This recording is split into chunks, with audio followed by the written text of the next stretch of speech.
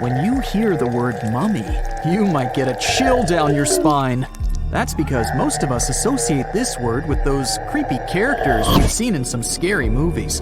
But in reality, mummies have helped us understand a lot about ancient civilizations, their rulers, and about how people used to deal with losing their loved ones. The people most famous worldwide for their mummies are the ancient Egyptians. They believed that some sort of existence after passing away was possible, if certain conditions were met. That's why they insisted on preserving the human body through the process of mummification and placing the mummy in a furnished tomb, kind of like giving it a fully functioning apartment of its own. Why did they believe in this? Well, because they were deeply connected to their natural environment for the most part. They saw the natural cycles around them, like how the sun rose every day, followed by the moon, or how new life was always sprouting from plants, even after they had wilted away. They also believed that the powerful spirit Osiris, who represented the cycle of passing away and resurrection, played a role in this process. To prepare for the afterlife, the ancient Egyptians followed certain rituals, like mummification, which involved using materials like honey, resins, and incense to preserve the body. There's no other mummy more popular than that of King Tut. He was a young pharaoh who ruled over 3,000 years ago in Egypt. The problem with discovering ancient royal tombs is that most of such burial sites were previously robbed. People knew ancient rulers had been left with many valuable belongings, so those locations became vulnerable to thieves. When King Tut's tomb was opened in 1922, people were excited because it had not been robbed, like many other previously discovered royal tombs. That's how well hidden it was. Inside, his mummy was encapsulated in a total of 3 coffins, including one made of gold. The objects found in his tomb showed us what ancient Egypt was like, and studying his mummy also helped us learn about the culture and practices popular at the time when he passed away. We also learned about his family by looking at his DNA. Scientists were able to discover that he had had a disease called malaria and a problem with his foot that might have made it hard for him to walk. Ramses II was another pharaoh in Egypt who ruled for 68 years, which was quite a lot back in the day. He was known for his expansion campaigns and building projects. Many objects from his time as a ruler still exist today, including a large statue of him. Ramses II was about 6 feet tall and lived to be about 90 years old. After looking at his mummy, scientists concluded that he may have had a medical condition that affected his spine. Now, remember those thieves I mentioned before? They are probably the reason why Ramses II ended up in a plain coffin in a secret collection of royal mummies at Deir al-Bahari, which was rediscovered in 1881. Thankfully, archaeologists were able to identify him because his journeys had been recorded on his wrappings. The process was really tedious too. In fact, in ancient Egypt, the mummification process could take a staggering 70 days to complete. A special person would say a very specific speech while delicately handling the body and drying it out using a type of salt called natron.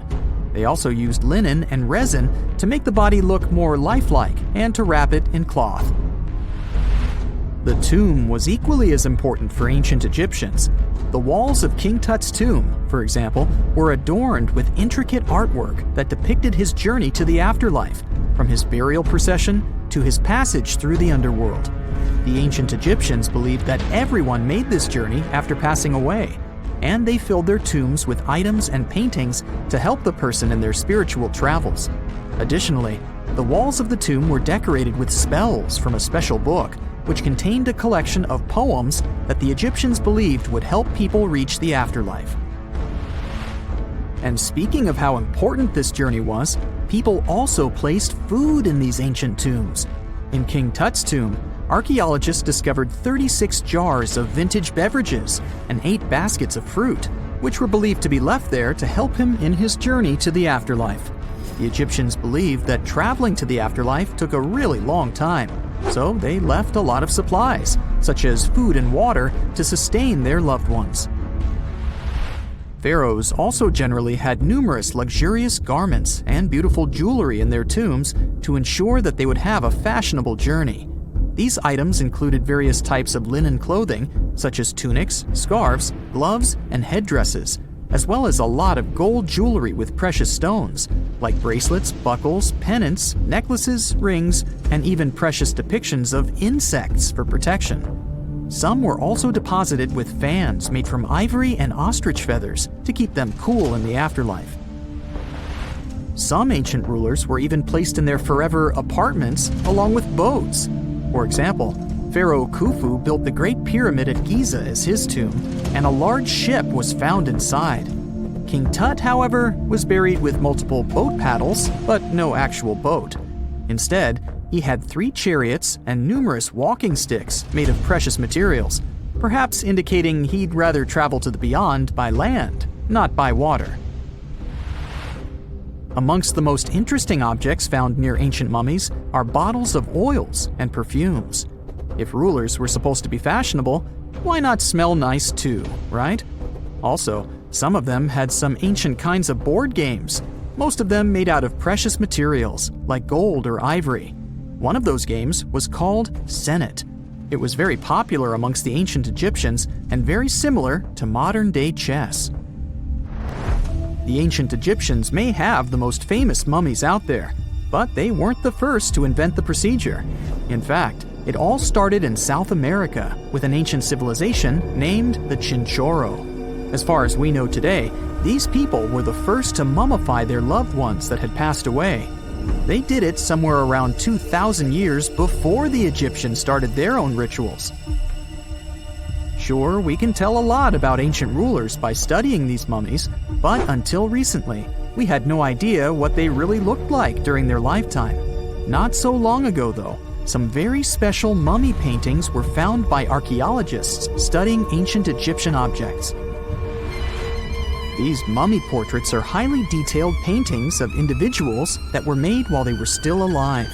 Such paintings were often painted on wood, as opposed to the classical portraits we all know about, which are painted on canvas.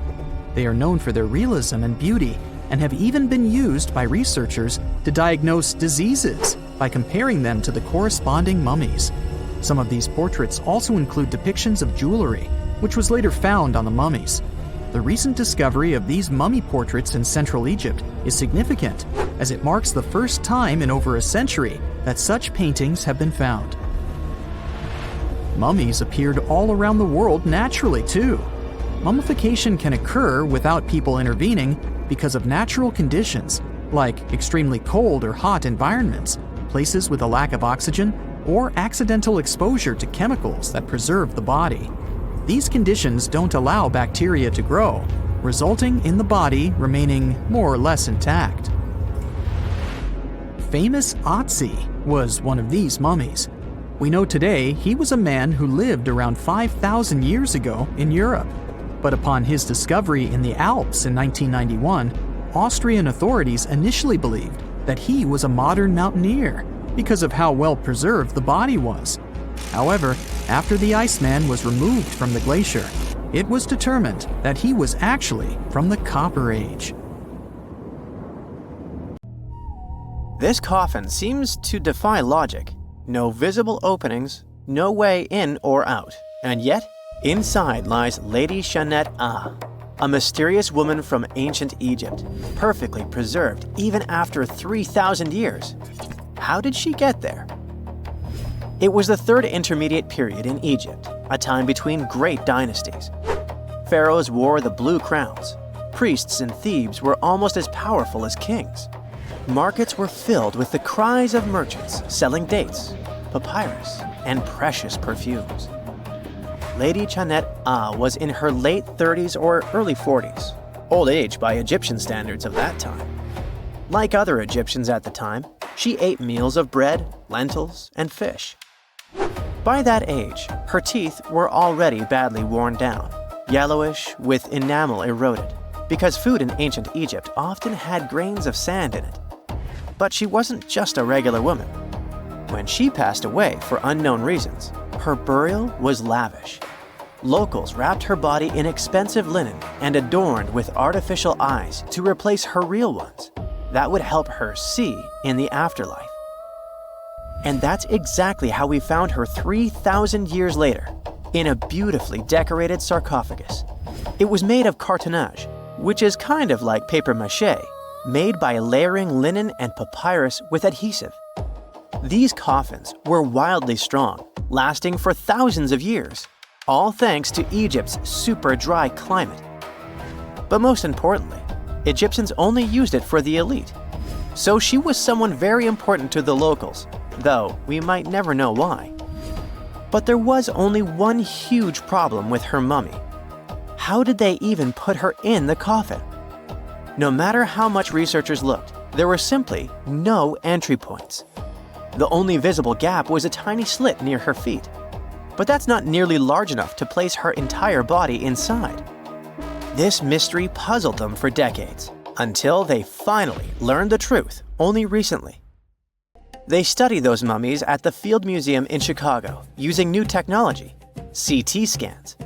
It's basically like taking thousands of X-rays and piecing them together to create detailed 3D images. That's how we can learn more about the bodies without disturbing them. And it turns out the ancient Egyptians were unbelievably clever. They didn't construct the cartonnage around Chenet-aa's body, which would be a common and easy thing to do. Instead, embalmers created the coffin first. Then, they softened this coffin with moisture to make it flexible. After that, they carefully molded it around her wrapped body. They did cut a slit along the back of the coffin to do that, but then they laced it up like a corset, so it seemed like there were no openings. Finally, they secured a wooden panel at her feet to keep everything in place. That's where the tiny slit came from. Usually, the insides were removed and put in jars, symbolically guarded by the 4 sons of Horus. Egyptians believed that the deceased would need all that stuff once they got into the afterlife.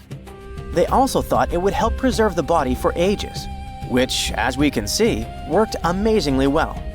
Thanks to their beliefs, we now have mummies as time capsules. Each son of Horus was supposed to protect each of the specific body parts.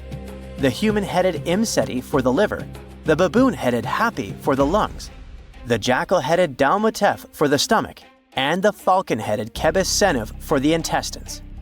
It's crazy how much effort the embalmers put into their job, especially in Lady Chenet-aa. They wanted to make sure her body remains untouched and the sarcophagus would be perfect for her. You can't help but wonder, who was she if she mattered so much? The ancient Egyptians literally viewed the afterlife as modern retirement planning. You're not just passing away, you gotta prepare yourself for it. Prepare the body, eyes to see, and so on. And the richer or more important you were, the better your afterlife would be. But Chenet-aa wasn't the only fascinating mummy they studied. They also decided to scan Harwa, an Egyptian man who lived around the same time. Judging by the mummy, he also had a high social status. His mummy revealed no signs of hard labor and his teeth were well kept, which means he enjoyed some high-quality food without tons of sand in it. Some fellas got lucky both in life and after it. But there were many mysterious mummies throughout history. One of them is Chin Tzu, also known as Lady Dai. The story of her began in 1968. Some workers near Changsha, China were digging an air raid shelter for a hospital. But suddenly, they accidentally uncovered an ancient burial site. They came down there and stumbled upon something incredible. 3 tombs belonging to a noblewoman, her husband, and a young man believed to be their son. She was a noblewoman from ancient China, and she had a fascinating backstory. She lived over 2,000 years ago during the Western Han Dynasty. She was married to Li Kang, a guy who served as chancellor to the Changsha Kingdom, a high-ranking official. At first, it looks like Lady Dai lived a life of luxury and privilege. She had private musicians to play at her parties, and for her personal enjoyment. She probably played the guqin, an instrument that back in the day people associated with intellect and elegance. And she certainly ate like an empress. fine meats, delicacies, and all things like that. Even her wardrobe was full of some exquisite silk, not even mentioning the tons of cosmetics. But all this wealth came at a cost. The more she aged, the worse her health became. She got a full pack: a heart condition, diabetes, high pressure, and liver issues. It also looks like her back was driving her crazy, probably making it hard for her to even move. Finally, as a cherry on top, she developed gallstones. All this packed together eventually led to a heart attack that took her life around the age of 50. There was one haunting detail. Scientists found over 130 melon seeds in her stomach and intestines. Most likely, she ate watermelon just hours before she passed away, which means it was probably during summer when the fruit was ripe. She enjoyed a sweet, simple treat before her life was cut short. The excavation began in 1972, and this wasn't easy at all. Over 1,500 local students had to help. And Lady Dai was the most mysterious one. She was buried in 4 rectangular pine boxes, one inside the other like a Matryoshka doll, all wrapped in 20 layers of silk, and all that sealed with lots of charcoal and white clay. The coffins were painted beautifully as well, adorned with protective deities, mythical animals, and clouds which symbolized the heavens. There were drawings of divine creatures and Mount Kunlun. The myth said that on this mountain, people reach eternal happiness. All this told us a lot about the Han Dynasty, their beliefs about afterlife, art, daily lives, and their remarkable craftsmanship.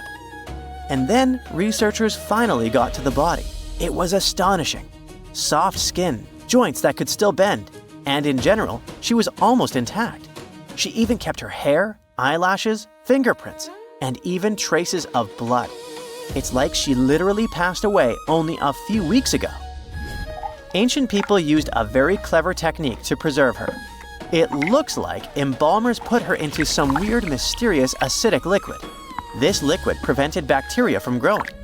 Unfortunately, it also gave rashes to all the scientists that touched Lady Dai. And this rash lasted for 3 months. And you know what they buried together with her? Over 1,400 artifacts, mostly personal stuff like silk clothes, cosmetics, and musical instruments. Even food, grains, meats, wine, and pastries. There were also 162 carved wooden figurines of various servants and musicians. It's possible that they were either just there to service her even in the afterlife, or maybe based on her actual servants. Most people know that pyramids were built as grand tombs for the pharaohs, designed to ensure they had a smooth journey to the afterlife. The Great Pyramid of Giza, for instance, was constructed for the pharaoh Khufu. But what most people don't know is that this whole pyramid building trend started right here with the step pyramid of Djoser about 4,700 years ago. This massive structure was built for Pharaoh Djoser, a ruler from Egypt's 3rd dynasty. It rises 7 layers high above the ground and stands about 200 feet tall. We think of it today as a phenomenal architectural project. But for ancient Egyptians, the step pyramid of Djoser turned out to be more like a massive experiment, a trial run, if you will, to perfect their building skills before they moved on to even more ambitious pyramids. Reaching new heights is super exciting, but the real mystery is what is going on below the ground. In this pyramid's underground labyrinth, there is a network of tunnels stretching about 3.5 miles long, and some researchers believe these tunnels might have been part of a sophisticated water system that could completely change what we think about pyramid construction. Let's talk about this massive complex located in Saqqara.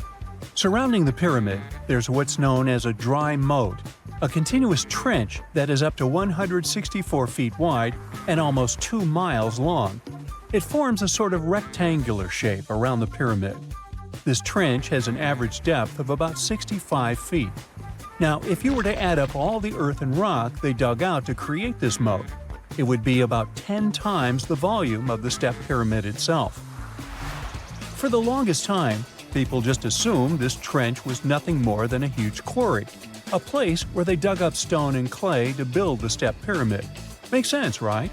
But when you take a closer look, it doesn't add up. The trench is too narrow and deep to be practical for mining, and its layout doesn't match anything we know about ancient Egyptian quarrying methods. Plus, some sections of the trench are actually covered with a rocky ceiling, which would have made it nearly impossible to use as a quarry.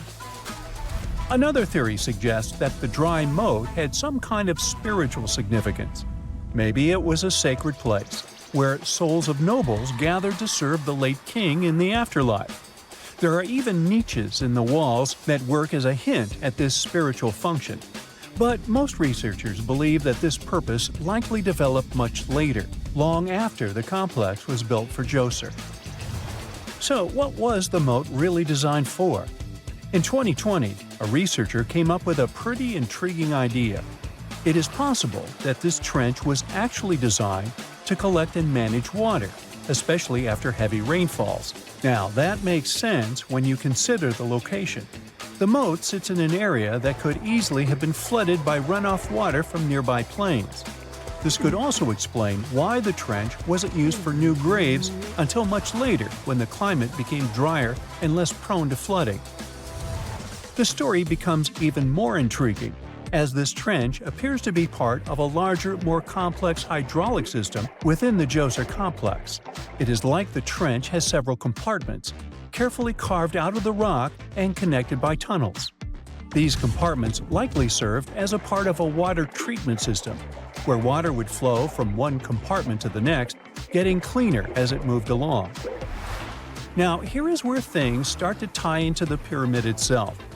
The Djoser complex has a series of underground shafts, and some researchers think that water from the moat's deep trench might have been used to power a hydraulic lift system, and this giant water-powered elevator could have been used to raise the heavy stones needed to build the pyramid. It worked like a volcano, but instead of lava, water did the heavy lifting. Imagine a big deep hole in the ground at the center of the pyramid site. Inside this hole, there was a huge wooden platform, kind of like a giant raft that could move up and down. When the workers wanted to lift a heavy stone, they would fill the hole with water. As the water rose, the wooden platform started to float up, carrying the stone with it, almost like a giant water-powered elevator. When the stone reached the right height, the workers slid it off the platform and onto the pyramid. The idea is that water from the deep trench, after being cleaned and filtered, would flow into these shafts. A massive float, possibly made of wood, would then rise as the water filled the shaft, lifting the stones up to where they were needed for construction. Once the stone was in place, they'd let the water out, lowering the platform back down to the bottom, ready to lift the next stone. This fancy hydraulic lift system could have been a game changer, making the whole building process a lot faster and more efficient without using a lot of workforce. It is like the ancient Egyptians were already embracing the whole idea of work smarter, not harder. But of course, not everyone is on board with this theory. Some experts argue that the area where the step pyramid of Djoser was built couldn't have held enough water from occasional rains to maintain such a fancy hydraulic system. The main theory suggests that, in the past, there might have been some kind of lake nearby that would have filled up after a period of rain, and this lake could have supplied water to the complex's hydraulic system. But there is no mention of such a lake in any ancient Egyptian writings, so it might be more of a what-if situation than a reality. And then there's the issue of the hard work itself. Remember when I said this method could have allowed the ancient builders to raise stones with far less effort? Well, that might not be entirely true. According to some experts, just building this hydraulic device would have required a lot more heavy work than simply moving the stone blocks using good old-fashioned manpower. And let's not forget, the step pyramid of Djoser is like a baby pyramid compared to those that came later. The stones used for Djoser's pyramid weighed, on average, about 660 pounds each, which is nothing compared to the more than 2.5-ton blocks used later for the pyramid of Chephren. If this cool water lift theory gets completely ruled out, we still need to explain how this pyramid was built in the first place. To answer that, We need to rewind a bit and talk about the original plans. See, before Djoser's tomb became a pyramid, the idea was to construct a simple mastaba. This type of tomb was pretty common in earlier periods, a flat-roofed, rectangular structure with sloping sides. But after the original mastaba was finished, they decided to expand it a bit by adding more layers on top. And then they added even more layers, until the construction reached 6 distinctive steps, each one smaller than the previous. And they probably did all this by raising those heavy stones using ramps, not a water-powered elevator. There is still so much we don't know about the Step Pyramid of Djoser. More research is definitely needed to fully understand how this system worked, or if it even existed at all. But the idea of using water to help build the pyramid adds a whole new layer to our understanding of ancient Egyptian engineering. It's a powerful reminder of just how clever and resourceful those builders were, using the natural landscape and the power of water to create one of the most iconic monuments in history. Archaeologists were looking for the long-lost tomb of Cleopatra when they found something that seemed too good to be real. Roughly 43 feet underground beneath a ruined Egyptian temple, there was a perfectly straight tunnel, carved through solid sandstone. The tunnel is over 4,200 feet long, and so precise that experts called it a geometric miracle.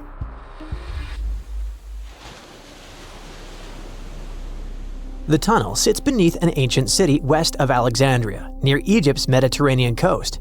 The team that found it carefully peeled back layers of stone and debris until they hit this passage, about 6.5 feet tall, cut cleanly into bedrock. There were no collapse marks or wandering curves, just precision. If you've ever tried to drill a straight hole into a wall at home and failed within seconds, imagine doing this underground for nearly a mile. Ancient builders had no GPS, no lasers, no modern surveying tools. Yet, this tunnel stays remarkably level over its entire length. That means they understood gradients, angles, and distance in a way that goes far beyond stack stones and hope. Engineers today rely on machines to maintain that kind of accuracy underground. These people relied on knowledge, repetition, and patience.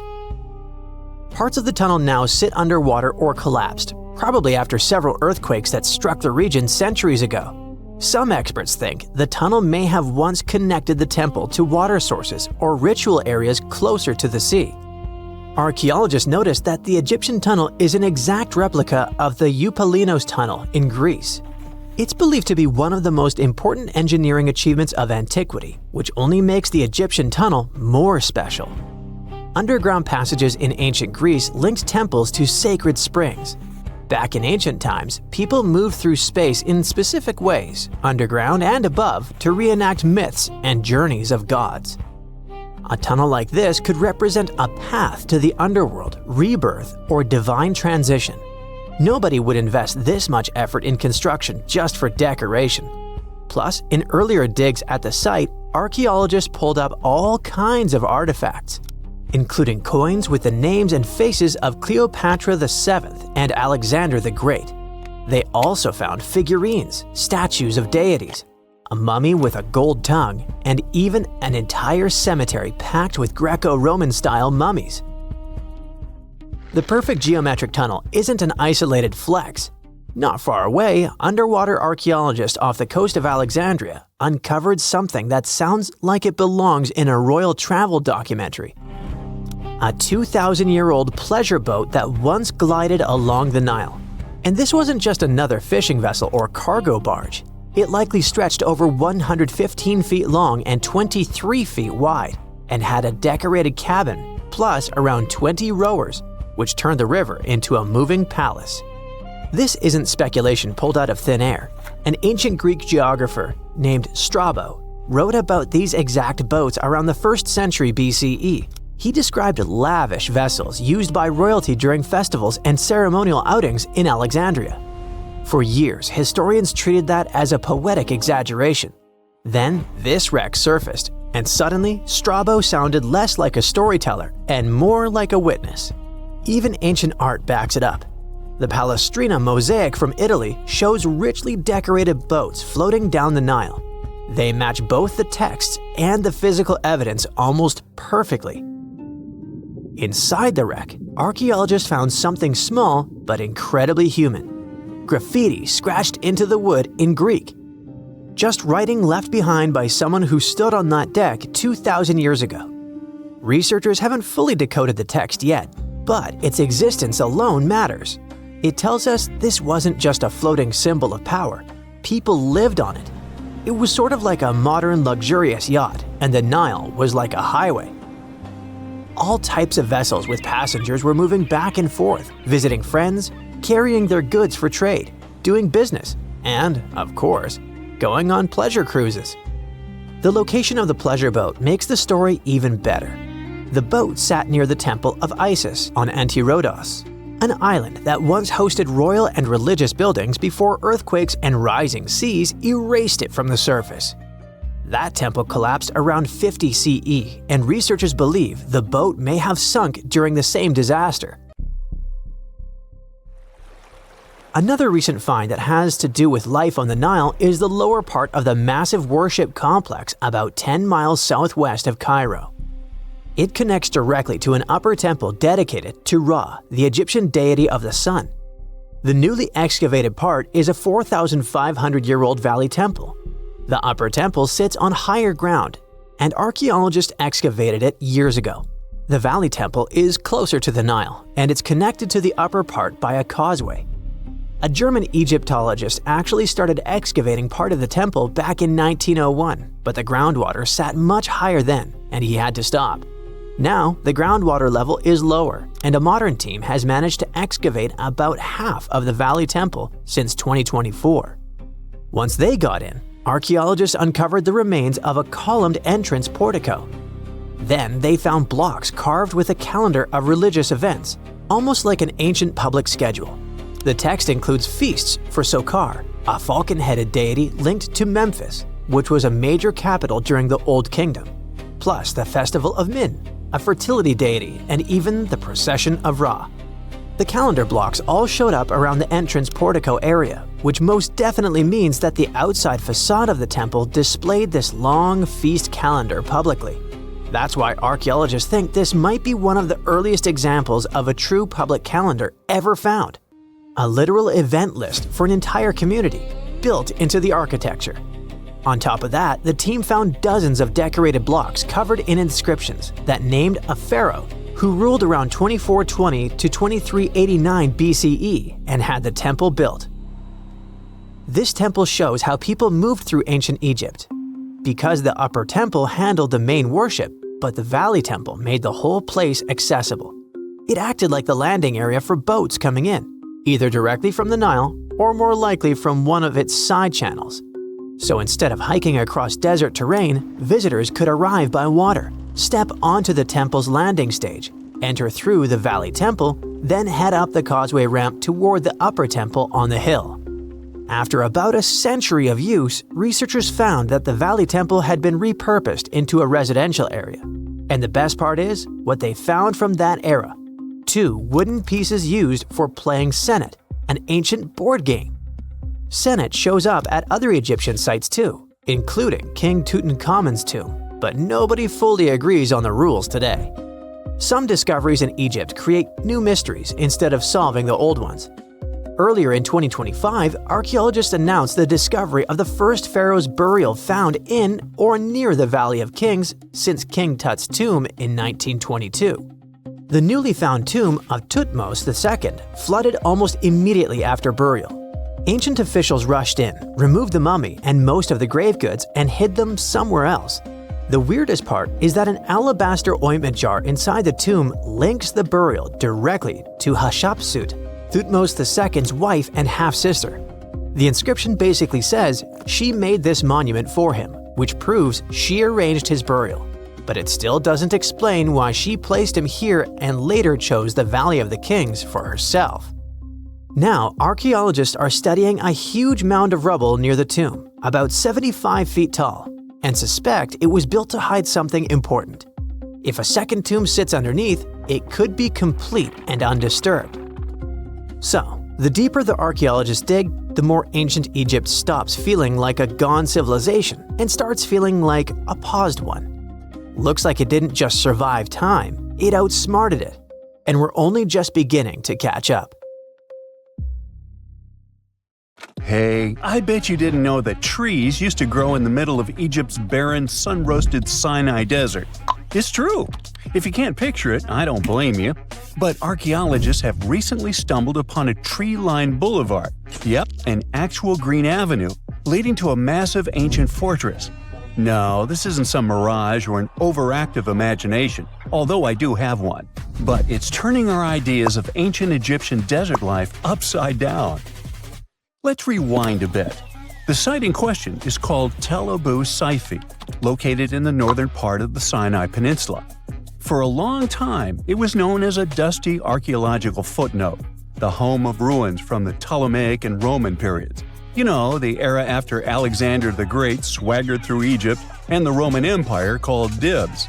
But recently, Egypt's Ministry of Tourism and Antiquities decided to give it a fresh dig. And what they found out turned to be more than just a forgotten outpost. We're talking about a full-on military fortress with defensive trenches, paved roads, lime kilns, barracks for soldiers, and even room for their families. A whole bunch of living quarters right in the middle of a desert doesn't feel very homey until you remember our star, the unexpected Green Avenue. This road was over 300 feet long and 36 feet wide, as long as an American football field, paved with limestone slabs and lined with more than 500 clay planting pits. These weren't for show. They held actual trees, creating a shaded tree-line entrance straight to the fortress. Imagine walking through that, the sun blazing overhead, and suddenly, blessed shade. Ooh.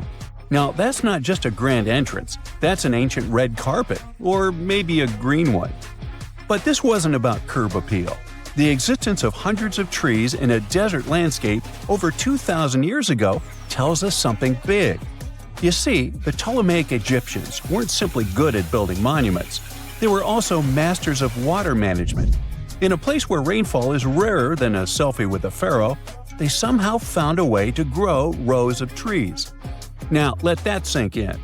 To irrigate that many trees in a desert, they must have had a sophisticated irrigation or water transport system, something capable of moving and distributing water efficiently in this harsh climate. Maybe they channeled groundwater, or maybe they captured seasonal rain, or maybe ancient sprinkler systems. Okay, maybe not that fancy. But still, it's clear they were ahead of their time. Here's the thing, we already know the Egyptians mastered water control. They harnessed the Nile with ditches and canals to feed distant fields. So irrigation wasn't exactly a mystery to them. They had the skills and the knowledge.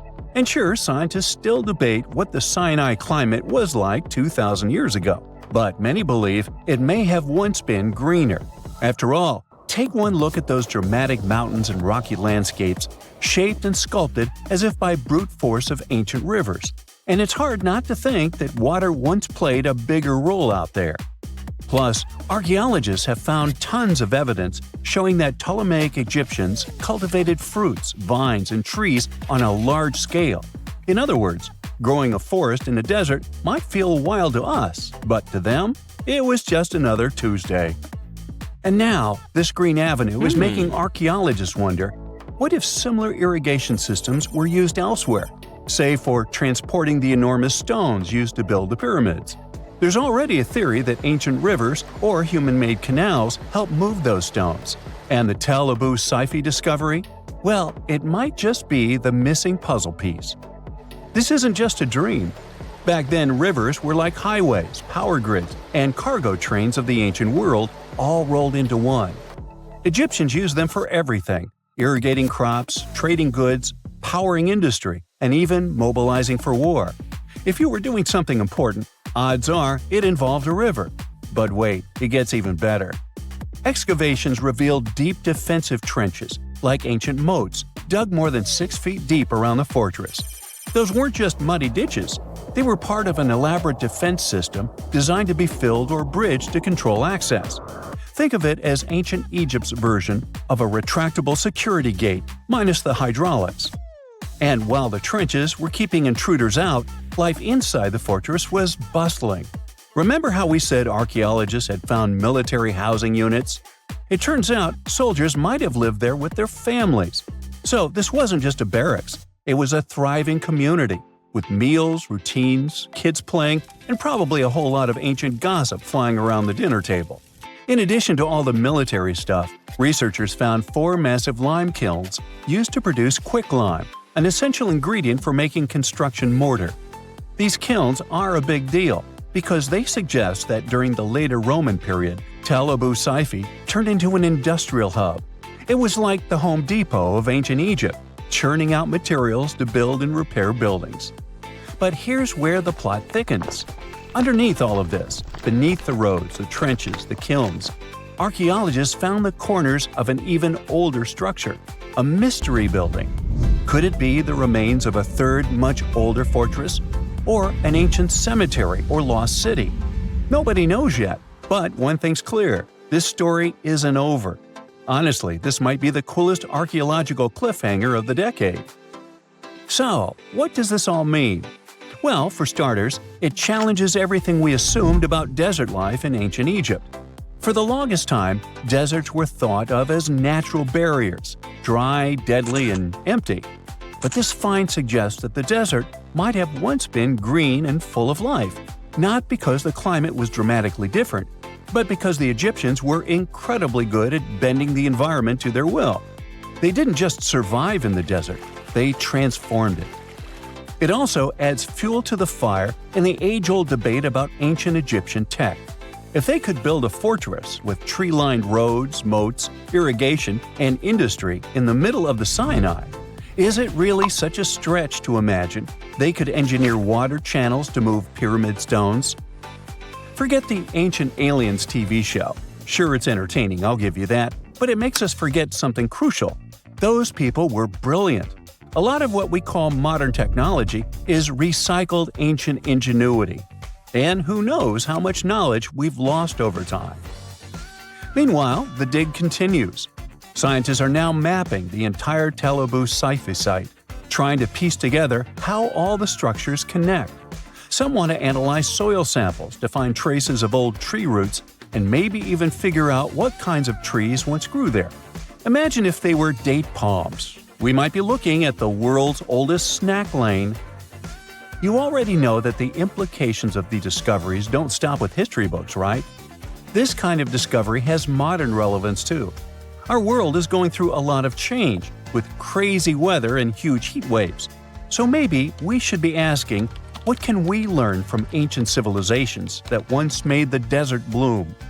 If nothing else, Tel Abu Saifi reminds us that the ancient Egyptians were more than just pharaohs, pyramids, and mummies.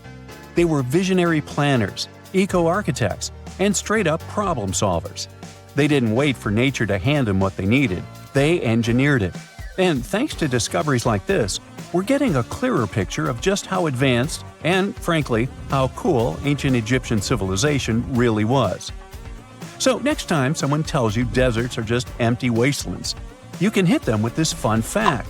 Over 2,000 years ago, in the heart of the Sinai Desert, there was a fortress with a tree-lined avenue, moats, military housing, an industrial center, and even a secret underground structure. Take that, sand dunes! Who knows what else is still buried out there, waiting to rewrite history?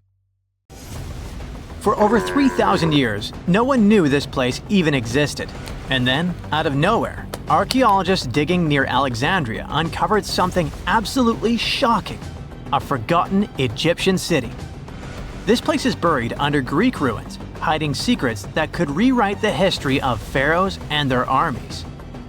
And one of the artifacts, which looks like a simple wine jug, changed everything. We thought that we already placed all the important parts on the map of ancient Egypt: pyramids, Thebes, Luxor, Alexandria. But nope, the map just got an update. The new city was a big deal, and it's about 3,400 years old.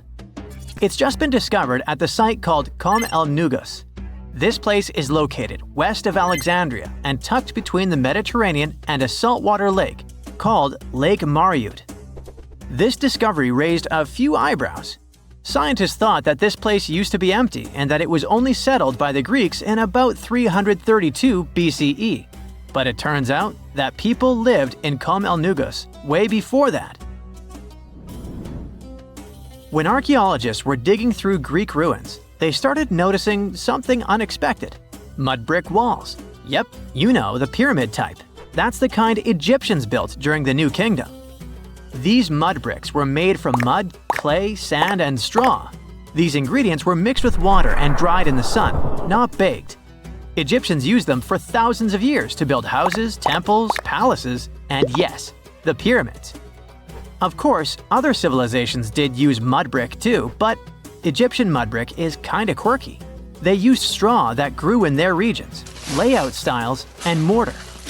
That's what helped the experts realize that Egyptians used to hang out in Com el Nugus. That alone raised eyebrows, and then they found more. An entire street layout, buried structures, and even a temple built by Ramses the Great himself. His name speaks for itself. This guy was one of the most famous pharaohs in all of Egyptian history. He ruled ancient Egypt for 60 years, fought huge battles, and just loved building tons of stuff like that temple. People loved him so much that later pharaohs literally pretended to be him or wrote his name on their buildings. That's when archaeologists realized that they weren't looking at some dusty mud bricks of a tiny village. That's an entire buried city. They immediately started digging more. Turns out the whole place wasn't random. It was built with great care.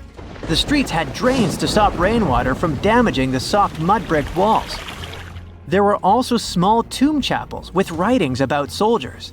This suggests this place might have been the military base, and that changes a lot. In ancient Egypt, when the military showed up, there must have been a reason. So what was it? Protection? Conquest? Control of something important? In the case of this city, it was probably about wine, water, and trade on the edge of the desert. What's even crazier is that we still don't know just how big it was. The team has only uncovered part of it so far. There could be fortifications, warehouses, administrative buildings, or even more religious or royal structures waiting underground. We also don't know what this town was called in ancient times. That name is still buried. But it might be uncovered someday, maybe inside a wall, maybe on a scroll, maybe on another broken jug. One of those already turned out to be a mind-blower. A chunk of a ceramic jar, called an amphora, had a royal seal pressed into it, and that seal bore the name Meredaton. Princess Meredaton wasn't just anyone. She was the eldest daughter of Queen Nefertiti and the older sister of King Tutankhamun. Yes, that's right. Both Nefertiti and King Tut were involved here. All that was about a century before Ramses the Great built one of his temples here. Looks like the city was founded back in the days of another pharaoh, the pharaoh Akhenaten, husband of Queen Nefertiti, father of Princess Meredaton, and future king Tutankhamun. That guy, Akhenaten, was a bit of a wild card. He was the type who really gets weird about one of his interests. He tried to completely change Egypt's religion, forcing everyone to worship the sun disk called Aten instead of the usual deities. He basically told all Egypt that all their mythology was wrong, and from now on, there will be no more Osiris, no more Thoth or Set. Just raw sunlight only, people. That's known in history as the Amarna period. And he went all in. Changed his name, built an entirely new capital city called Amarna in the middle of the desert, redesigned temples, rewrote hymns, and even banned traditional religious imagery. Even the art got wild at the time. People started getting elongated heads, belly rolls, and all that humanity and vulnerability carved into stone. It was deliberately weird. He wanted to show the family not as perfect gods, but as human vessels of divine light. Everyone had to awkwardly smile and play along because he was the pharaoh after all. The wackiest part is that after his rule, his son, Tutankhamun, reversed all the sun disk related stuff. He literally changed his name from Tutankhaten, which means living image of the Aten, the sun disk, to Tutankhamun, which means living image of Amun, one of the great older deities. King Tut brought back the old deities, reopened the temples, and erased as much of Akhenaten's legacy as possible. Looks like his family didn't really like the sun cult after all. Meanwhile, this discovered wine jug shows that the city was probably active, thriving with life during Akhenaten's times. That's huge. Up until now, there was no clear evidence that his radical ideas and projects extended all the way to the north. The jug also shows that vineyards and wine production reached all the way to the north in ancient Egypt. Wine really was a huge deal, worthy of placing a military base here. Princess Merit-aa most likely used this jug. Just like with her brother, she was born into the sun and named after it. Her name, also spelled Merit-aa, meant beloved of the Aten.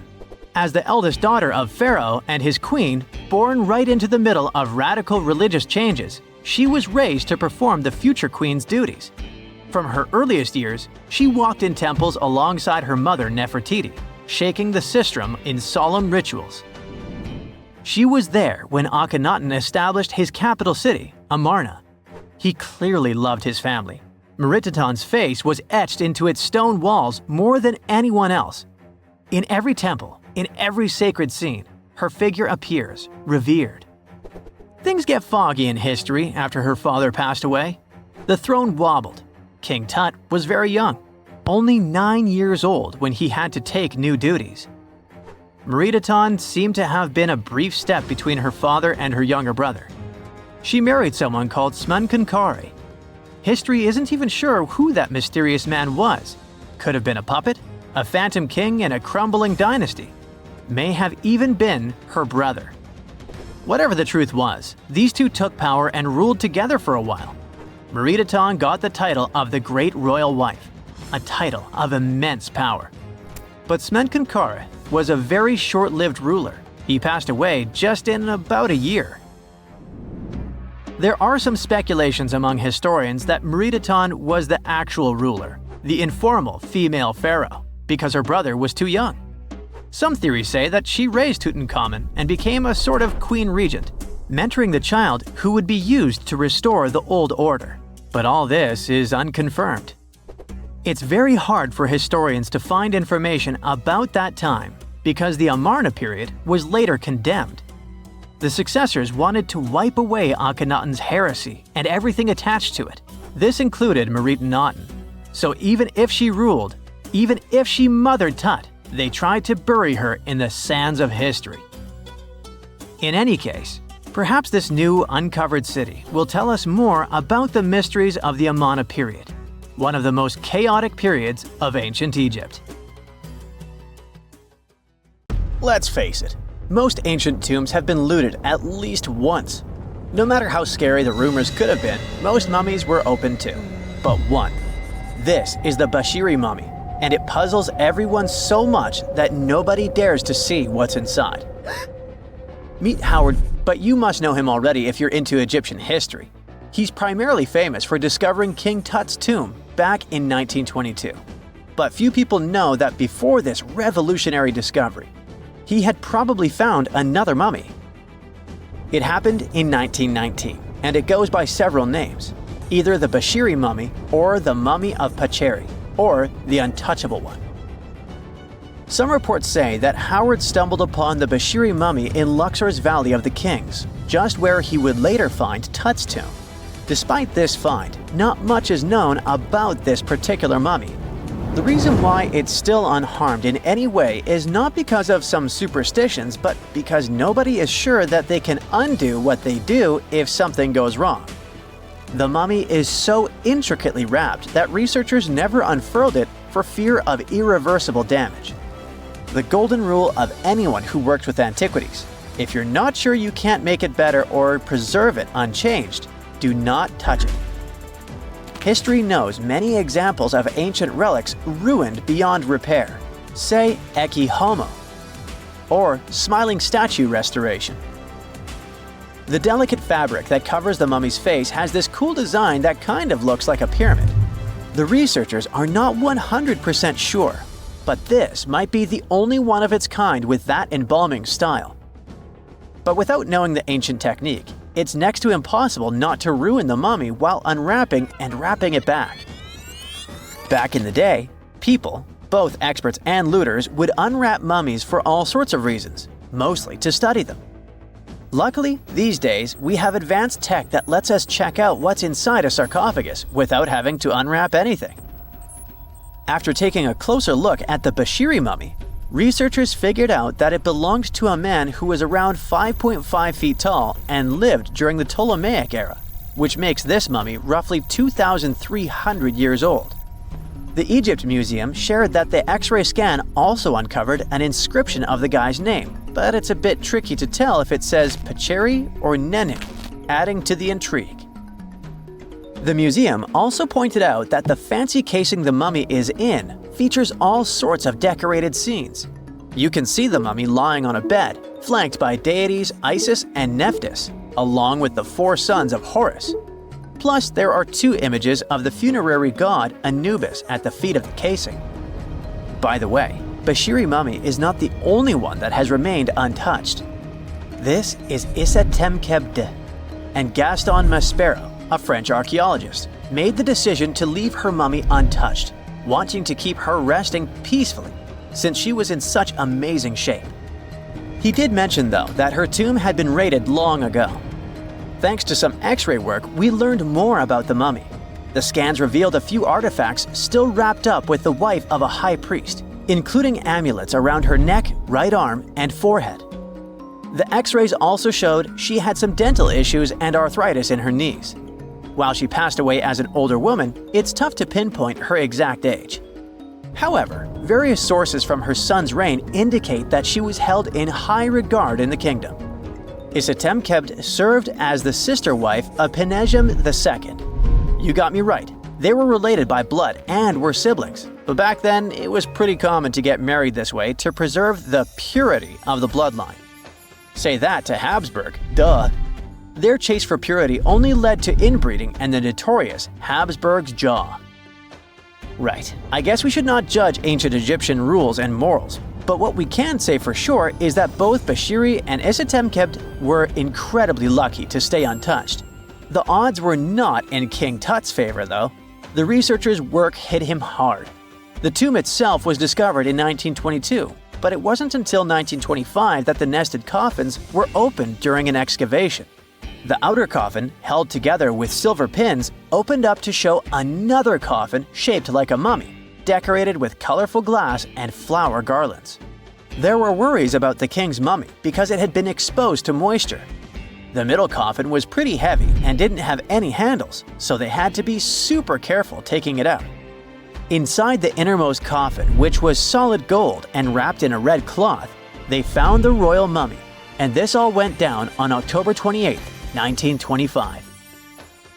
Tutankhamun's mummy, measuring about 6.07 feet, fit snugly into the innermost coffin, which was 6.17 feet long. You can already tell there was a problem, right? Imagine how hard it is to extract something as fragile as an ancient dried-up mummy, especially when there's not much room for maneuver. Plus, the mummy looked sus. It was pitch black. Howard Carter, the lead archaeologist of the expedition, estimated that around 2 buckets worth of oils had been poured over the mummy. But care had been taken to avoid the mask and feet. It was made to preserve him better. The body was positioned at a slight angle in the coffin, and there was a noticeable difference in the amount of dark oils on the right and left sides, indicating that the coffin might have tilted while being lowered into the sarcophagus. This oil created moisture inside the coffins, and over time, it reacted chemically, which Carter described as a sort of slow, spontaneous combustion, leading to the carbonization of the linen wrappings.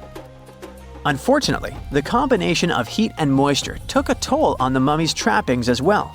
The crooked flail fell apart, the resin scarab cracked, and the threads holding the hands and mummy's bands started to decay, making everything quite fragile. Plus, the oils hardened over the years, effectively gluing the mummy and mask to the coffin's bottom. To try and separate the mummy from the inner and middle coffins, they were placed in the sun for several hours, reaching temperatures of 149 degrees Fahrenheit. Despite this effort, the mummy remained stuck, so the initial examination had to be done right where it was. The first part of Tutankhamun's mummy the researchers checked out was his lower legs and feet, meaning they started the examination from the bottom up. As they peeled back the bandages, they uncovered the first of many treasures wrapped up with the king. They took their time to carefully document and photograph everything they found.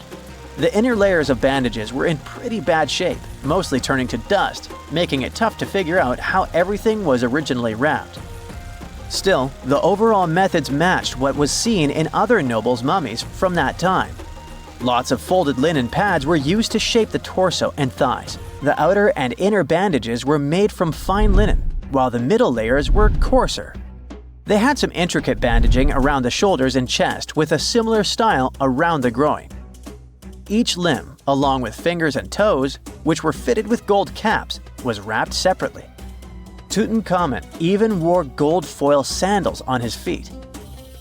They hoped to separate the mummy from the coffin by removing the outer bandages, but the resins had stuck the body to the coffin. So, the researchers ended up chiseling it out. To do this, they had to cut the torso in half at the hips and disarticulate the arms to continue unwrapping. Each part was treated with hot paraffin wax for stability, and later the hands and feet were reattached with resin. Finally, they used hot knives to detach the head from the mask. To check the teeth, it was decided to make an incision around the jaw and neck, which was later fixed with resin. So technically, the scientists did all they could to preserve the mummy, but still, in a way, it ended up being damaged beyond repair. What do you think? Should they have left it in the coffin? Or did they do the right thing? Let us know in the comments. Egyptian archaeologists made an extraordinary discovery near Cairo just recently. Drumroll, please. The most ancient and most complete mummy yet discovered in the country. Yes, they were keeping it under wraps. The 4,300-year-old mummy was found in a group of tombs close to the step pyramid of Djoser, dating back to the Egyptian Old Kingdom. It was covered in layers of gold. The team also found several other tombs, including one belonging to an ancient Egyptian official and another belonging to a secret keeper who had the power to perform special ceremonies. Another interesting tomb was that of a writer, which featured the largest statues ever found in the area. This vast burial site is also home to more than a dozen pyramids and resting grounds. Probably one of the most famous mummies in the world is that of Hatshepsut. She ruled Egypt like a boss for around 20 years, building all sorts of impressive buildings and creating new trade routes. But when archaeologist Howard Carter found her tomb in the Valley of the Kings, her sarcophagus was empty. However, Carter did find two coffins in another tomb, one of which belonged to Hatshepsut's wet nurse and the other to an unknown woman. In 2006, a team of specialists decided to investigate whether that mysterious lady was the queen herself. They found a molar tooth in a wooden box with Hatshepsut's name on it, and when they compared it to a gap in the mummy's mouth, it was a perfect match. Ramses II was a pretty impressive ruler, but it was his mummy that eventually made history. Now, we don't hear too much about his daddy. Okay, I'll stop. Ramses is considered to be the most powerful pharaoh in all of Egypt, as he reigned for a whopping 6 decades. He also lived to be over 90 years old. Now that's pretty amazing, considering the time he lived in. Ramses II supposedly had over 100 offspring too. Talk about a big family. When he passed away, his body was originally buried in the Valley of the Kings, but some sneaky guys tried to rob his tomb of all his treasures.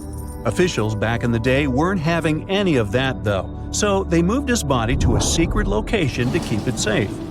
Fast forward to the 1800s, and Ramses II's mummy was discovered along with a bunch of other rulers and important officials. But it wasn't in the best condition, so archaeologists flew it to Paris to get it, pampered. Problem was, he couldn't just be transported into another country. The only solution available was to give Ramses II his own passport. His occupation was listed as king, and the document even featured his photo. Most mummies aren't necessarily known for having the most hydrated skin. But that of an ancient woman, also known as Lady Dai, proves otherwise. No, not that Lady Dai. This wealthy lady from ancient times was discovered in an ornate tomb in 1971, and she looked fabulous, if we can say so about a mummy. Thanks to the special conditions in her tomb, like the moisture in the environment and the lack of oxygen, her body was almost perfectly preserved. Her skin was soft, her hair was on point, and she was still flexible. The museum that now proudly displays her mummy also shows a ton of fancy items that were buried with her, like dinnerware and musical instruments. Archaeologists investigated the mummy further and discovered that she passed away from a heart attack at around 50 years old. Even though it hasn't been around for over 2,000 years, Lady Dai is still making history. The mummy of Otzi the Iceman was discovered in the Alps in 1991. Austrian authorities initially thought he was a modern mountaineer because he was so well preserved. Turns out, he was actually from the Copper Age. He was found in a mountain pass over 10,000 feet above sea level. Through studying his mummy, we've learned so much about life in Copper Age Europe. For example, we know that he was a native of Central Europe and enjoyed eating meat. He also suffered from arthritis, narrowing arteries, and intestinal problems. But he likely used acupuncture and medicinal herbs to treat these conditions. And apparently, he was pretty handy with tools. He sharpened them just days before his untimely demise. Who knows if he was expecting trouble or just getting ready for some routine work. Now, King Tut and his story is most likely the one that made all mummies famous. This pharaoh passed away at the young age of 19, more than 3,000 years ago. But his mummy is still one of the most well-known in the world. When his tomb was opened in 1922, people went wild because it was still intact, unlike many other royal tombs. It had some seriously blinged-out coffins, including one made of solid gold. Not only did Tut's tomb give us a glimpse into ancient Egyptian history, but his mummy also taught us a lot about the time he lived in. DNA analysis helped identify his parents and revealed that the pharaoh had a rare bone disorder that might have made walking a bit tough. Now, Ginger is most likely one of the coolest mummies you'll ever hear about. He's like a time traveler from 5,000 years ago who's still looking fly with his golden hair and perfectly preserved nails. Ginger was discovered in Egypt and is believed to be the earliest known mummified body. Before people even knew about mummification, they used to place bodies in shallow graves in the hot, dry sand. And since the sand absorbed all the water, bacteria couldn't reproduce and the body was preserved naturally. Now, scientists are not sure if Ginger's preservation was intentional or not, but since he was buried with some pottery vessels, it's likely that whoever buried him knew some serious preservation techniques. If you want to meet Ginger in person, he's currently chilling at the British Museum. One Dutch art collector bought a statue from Asia and ended up finding a weird discovery. The statue contained a mummy hidden inside. Unfortunately, the body was too fragile to move, so they had to leave it there. The coolest part is that this mummy is over 1,000 years old and was on display for 200 years before being encased in the statue. When scientists did a CT scan, they found out that the mummy was filled with paper scraps covered in writings. Experts think he might have done this thing called self-mummification, which is a pretty intense process involving a special diet and tea that makes your body less prone to bacteria. Only a few people could handle this ritual, and those who managed to do that were seriously respected. No other Egyptian queen has baffled scientists and historians like the stunning Nefertiti. Based on her statues, she was known for her slender neck, wide eyes, and high cheekbones. Her name translates to "the beautiful woman has come." Talk about living up to your name, huh? Even though she wasn't a pharaoh herself, Nefertiti still managed to leave a lasting impression. Written records suggest that, as a wife and queen, she held an incredibly influential role. Because of her power, she was indeed admired, but she also managed to make quite a lot of enemies throughout her life. She was also related to King Tut, but not biologically. Rather, she was his stepmother. So far, locals have yet to identify her mummy, but that may soon change. A local Egyptologist who has been busy excavating tombs in the Valley of the Kings has found two mummies that he believes could be Nefertiti and her daughter. According to specialists, we may soon finally get a definitive answer about the identity of these two mummies. And if one of them does turn out to be Nefertiti, we could be in for a real treat. DNA analysis and CT scans of the mummy could give us the most complete and accurate image of the queen that we've ever seen. It's crazy to think that we've only scratched the surface of what lies beneath modern-day Egypt.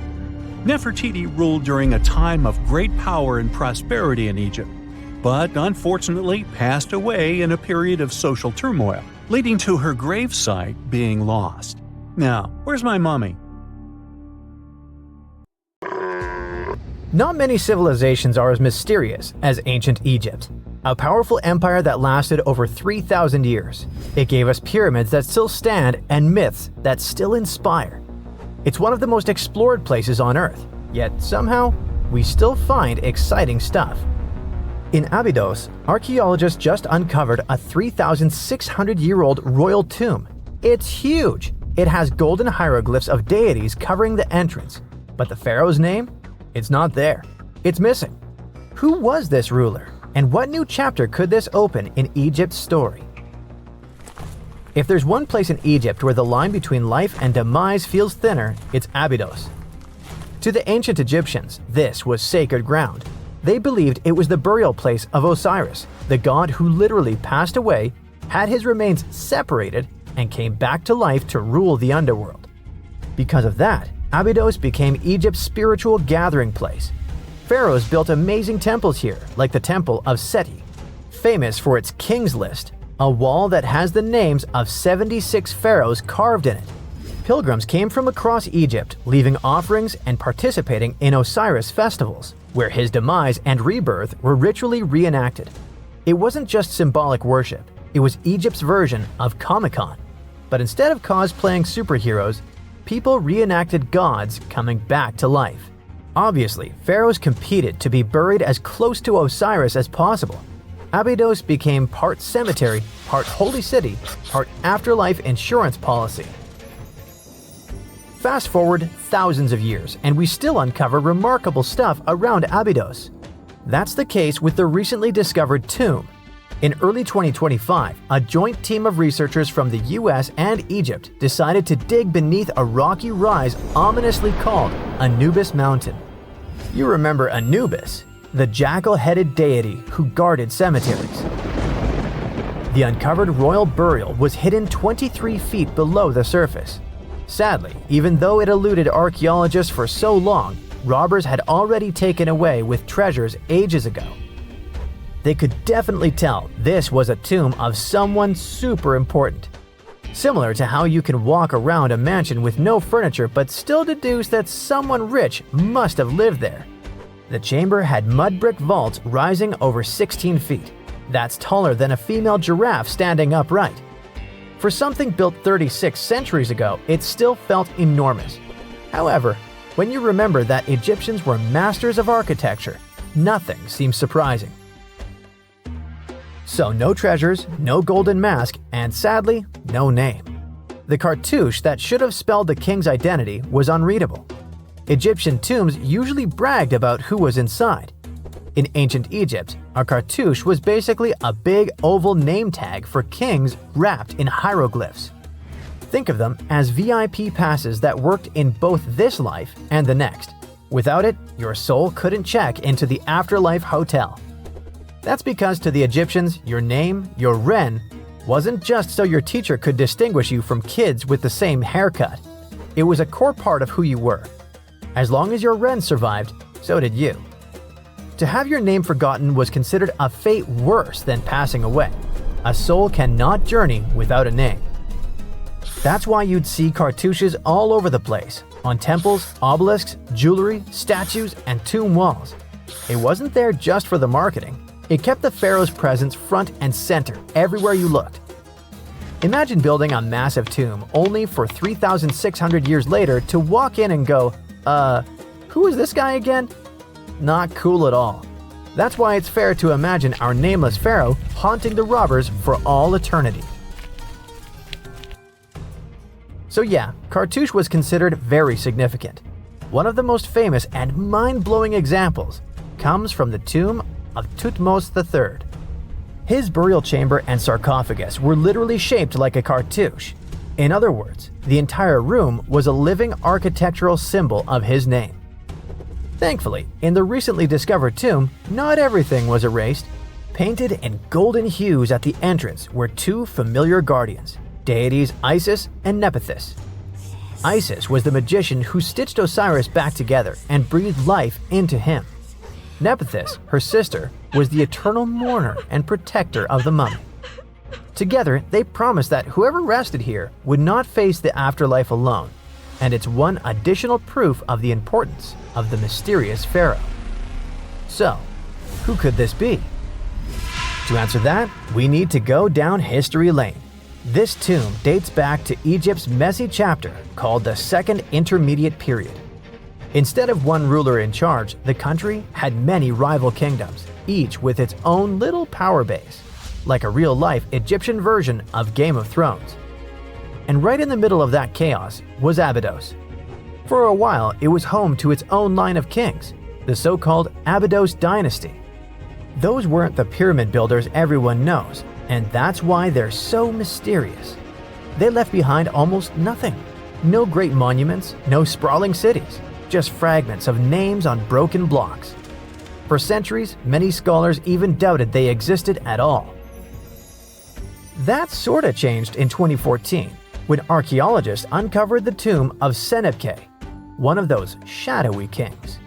Now, everything we know about Chenet-aa points to him having quite a story to tell.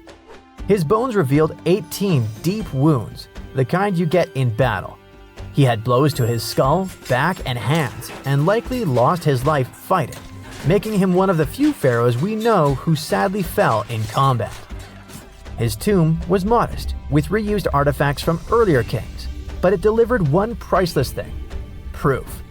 Until Chenet-aa, the Abidos dynasty was just a theory. With him, it became real. And that's why the new discovery could be a big deal. The newly uncovered royal tomb at Abidos shares the same layout and style as Chenet-aa's. It has limestone chambers, mud brick vaults, and protective deities, although it's much bigger. Which again raises the possibility that we're looking at an even earlier, more powerful ruler of Abidos. Whoever he was, he wanted to be remembered alongside the greats. Which is ironic, because it seems that history tried erasing him. Perhaps additional findings alongside his tomb could tell us more. Yes, there's more, and it's actually pretty cool. Not far from Abidos, in the village of Banawit, archaeologists uncovered a Roman-era pottery workshop. Yeah, you heard that right, a pottery factory close to a pharaoh's burial ground. The site had huge clay kilns, storage rooms, and even broken shards called ostraca. They were basically ancient sticky notes. Except instead of shopping lists, those had receipts scratched onto them in Greek and Demotic Egyptian. Little records of everyday transactions, the kind of thing you'd never expect to find near a lost dynasty king. Honestly, the potters missed a chance. Forget boring receipts, they should have been selling Osiris's mugs and Anubis figurines to pilgrims and tourists. But that's not all. It seems that centuries later, during the medieval period, the same ground became a cemetery. Archaeologists found mud brick graves with skeletal remains. This could mean that Abidos kept its aura of significance for hundreds of years after the age of pharaohs. So why this hill again and again? Is this place really a getaway to the afterlife? It is, after all, the very place where Osiris is said to rest. That belief lingered like a shadow for thousands of years, strong enough to pull in pharaohs and later medieval families. Different rituals, same sacred ground. Although, to be fair, the Romans weren't here for Osiris. They came to make pots.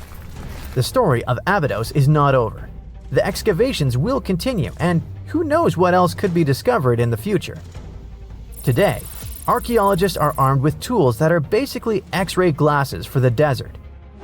Every scan could reveal a hidden chamber, or if we're lucky, finally give our nameless pharaoh his wren back to him. In fact, I became strangely invested in finding out who he was. So let's hope for some news soon. It's only a matter of time. Do you have your own theories? Let me know. No man shall ever find my tomb. That's what, according to rumors, Cleopatra once said. Rumor has it really wasn't about the gender. She wanted no living soul to disturb her, and I think she meant that no human would ever discover the location of her grave. But, surprisingly, it was indeed a woman who was closer than anyone before to finally discovering the Queen's resting place. Meet Kathleen Martinez Berry, a criminal lawyer turned archaeologist. She got so intrigued with Cleopatra's story that she packed her bags and went to Egypt with no official support and even no permission from the authorities. All she had was pure determination to find the Queen's tomb. Now, you could say Kathleen had always been ahead of the game. She skipped grades in school, mastered piano, chess, swimming, and martial arts, and grew up listening to top intellectuals debating in her home. And she even got her law degree at just 19, and archaeology was her side passion. She had never actually been to Egypt, never dug up a single artifact. But her fascination with Cleopatra went all the way back to an argument with her father in 1990. That day, she walked into his library looking for a copy of Antony and Cleopatra by Shakespeare. Her dad, Fausto Martinez, a professor and legal expert, casually called Cleopatra a seductress. Kathleen wasn't having it. She fired back, arguing that history had been totally unfair to Cleopatra. The Romans, she said, wanted to destroy her reputation, and for centuries, people had just believed their version of the story. The debate went on for hours, and in the end, her father admitted maybe he had judged Cleopatra too harshly. That conversation changed everything for Kathleen. From that day on, she read every ancient text she could find, especially Plutarch's account of Cleopatra and Mark Antony. The more she learned, the more convinced she became that Cleopatra wasn't just some queen who fell for the wrong guy. She was a genius, playing a dangerous political game to keep Egypt independent. And the more she read, the more she started thinking, what if everyone had been looking for Cleopatra's tomb in the wrong place? That thought stuck with her. When she was caring for her second child, she earned a master's in archaeology. Multitasking. That reignited an obsession that would take over her life, uncovering the truth about Cleopatra. Even though most experts believe that Cleopatra's tomb, along with the final resting place of 13 other Ptolemaic rulers, lies somewhere beneath modern-day Alexandria, Dr. Martinez has a different idea. She believes Cleopatra was buried at Taposiris Magna, an ancient temple dedicated to Osiris, the Egyptian deity of the afterlife. But she still needed an ancient foundation plate. These plates, about the size of a smartphone, were placed beneath important temple structures and often contained inscriptions explaining when and why the temple was built. If she could find a plate that confirmed the temple was dedicated to Isis, Cleopatra's patron deity, she'd have solid proof that this was the right place to look. Nothing could deter Martinez. She excavated the entire temple site, digging deeper than anyone before her. Her team found coins with Cleopatra's name and face stamped on them. It meant Cleopatra had a direct connection to this site. Then, they uncovered something even more interesting: a tunnel used to bring water to people, leading straight from the temple into the Mediterranean Sea. So, if parts of the temple had already sunken into the water, could Cleopatra's tomb be down there too? Martinez needed proof to convince Egyptian authorities to let her search underwater. And, against all odds, she found the missing foundation plate. On it, the pharaoh offered a large area of Nubia to deity Isis. That was it, the confirmation she needed. The temple was indeed dedicated to Isis, proving her theory wasn't just speculation. If one temple was on land, Martinez suspected the second temple, possibly Cleopatra's tomb, had collapsed into the sea. She needed help from experts in underwater archaeology, so she reached out to Robert Ballard, the guy who discovered the Titanic. With support from the Egyptian authorities, she and her team began exploring the waters off the coast of Alexandria. And what they found was mind-blowing. Underwater, they discovered massive stone structures, some standing 6 to 10 feet tall, right where the coastline would have been thousands of years ago. They also found basalt blocks, the same material used in the statues from the first temple. that meant one thing: those weren't just random rocks. They were the remains of a lost city, buried beneath the sea for centuries. Now, we can only wait and see whether Martinez and her team will be able to unravel one of the greatest mysteries of the past left by the outstanding woman that was Cleopatra. Here's some backstory. After her father, Ptolemy VII, passed away, Egypt's throne went to both Ptolemy VIII and Cleopatra, or so it seemed. Cleopatra, just 18 at the time, allegedly married her 10-year-old brother. Yeah, ancient royalty had some different customs, though there's no solid proof of that. But sibling love didn't last long. Young Ptolemy decided he wanted all the power for himself and tried to push Cleopatra out. Forced to flee the country, she didn't just sit around feeling sorry for herself. She raised an army, ready to march back and take what was hers. That's how, at 21, she was already in the Sinai Desert, leading an army and planning her return to the throne. Now, by that time, Cleopatra had already been locked in a powerful political, and not only political, alliance with Julius Caesar. In June 47 BC, she gave birth to a son, Ptolemy Caesar, better known as Caesarion, who, many believe, was Caesar's child. But that didn't stop her from playing by Egyptian royal rules. And her husband number 2, her other brother, Ptolemy XIV. Yep, despite her ongoing affair with Caesar, Cleopatra married yet another sibling, because, in her world, keeping the throne in the family was the name of the game. Now, marriage aside, Cleopatra's bond with Caesar stayed strong. She even traveled to Rome with Ptolemy XIV for a state visit. But instead of playing the role of a dutiful queen, she stayed in Caesar's private villa by the Tiber River. But after Julius Caesar lost his life in 44 BCE on the Ides of March, Cleopatra's political standing became shaky. To make matters worse, her brother-husband Ptolemy XIV passed away soon after, and some suspect Cleopatra had a hand in it, leaving her as the sole ruler of Egypt. Meanwhile, back in Rome, Mark Antony was rising to power as Caesar's presumed successor. Wanting to size up the Queen of Egypt, he summoned Cleopatra, and she did not disappoint. Sailing into town on a lavish barge dressed as a deity, Cleopatra made quite an entrance. Antony was instantly mesmerized, so much so that he left his third wife back in Rome and followed Cleopatra to Alexandria, where their relationship turned into a full-blown royal affair. The two had 3 children together. Together, they waged war against Caesar's adopted son, Octavian, in a battle for control of the Roman Empire. The last time the queen was seen, she was in her mausoleum, dressed in full royal splendor, diadem on her head, lying on what Plutarch called a golden couch. When Antony and Cleopatra lost at Actium, Octavian's forces marched into Alexandria. Cleopatra apparently knew the end was near, so she locked herself inside her mausoleum, surrounded by gold, silver, pearls, and priceless art.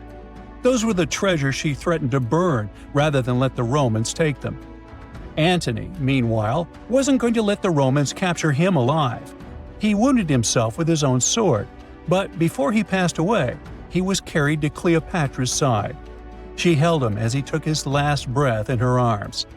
A little over a week later, Cleopatra made her own choice. Rather than face humiliation as Octavia's prisoner, she ended her life. Legend says it was the bite of a deadly asp, though history isn't quite clear on that. At the time, Cleopatra was only 39. Sounds like a rather full life to me.